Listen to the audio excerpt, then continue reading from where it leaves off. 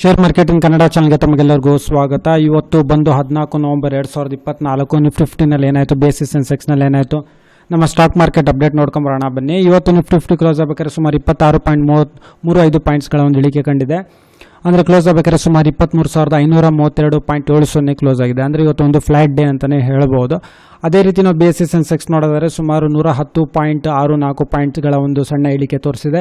ಅಂದರೆ 77,580.31 ಪಾಯಿಂಟ್ಸ್ಗಳಿಗೆ ಇವತ್ತು ಕ್ಲೋಸ್ ಆಗಿದೆ. ಹಾಗೆ ನಾವು ನಿಫ್ಟಿ 50ನಲ್ಲಿ ಯಾವೆಲ್ಲ ಕಂಪ್ನಿಗಳ ಶೇರ್ಸ್ಗಳಲ್ಲಿ ಅತಿ ಹೆಚ್ಚು ಲಾಭ ಮಾಡಿರೋ ಶೇರ್ಸ್ಗಳನ್ನು ನೋಡೋದಾದರೆ ಐಚರ್ಸ್ ಮೋಟರ್ ನೋಡ್ಬೋದು.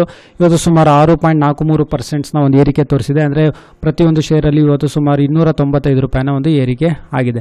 ಹಾಗೆ Hero MotoCorp, HDFC Life, Reliance Industries ನೋಡ್ಬೋದು. ಇವತ್ತು 1.24% ಒಂದು ಏರಿಕೆ ತೋರಿಸಿದೆ. ಅಂದರೆ ಕ್ಲೋಸ್ ಆಗಬೇಕಾದ್ರೆ ಸುಮಾರು 1,267 ರೂಪಾಯಿ 60 ಕ್ಲೋಸ್ ಆಗಿದೆ. ಹಾಗೆ Kotak Bank, SBI Life Insurance, Grasim Industries, ಹಾಗೆ Tech Mahindra, Coal India, HDFC Bank, Asian Paints, Adani Enterprises, JSW Steel, Bajaj Auto, mainly automobile ಕಂಪ್ನೀಸ್ನಲ್ಲಿ ಇವತ್ತು ಏರಿಕೆ ಆಗಿದೆ.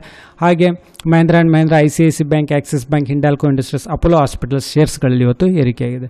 ಹಾಗೆ ನಾವು IPO ನೋಡೋದಾದರೆ ಆನಿಕ್ಸ್ ಬಯೋಟೆಕ್ ಲಿಮಿಟೆಡ್ SME IPO ಇದು 13ನೇ ತಾರೀಕು ನಿನ್ನೆ ಓಪನ್ ಆಗಿರೋದು, 18ನೇ ತಾರೀಕು ಇದು ಕ್ಲೋಸ್ ಆಗುತ್ತೆ.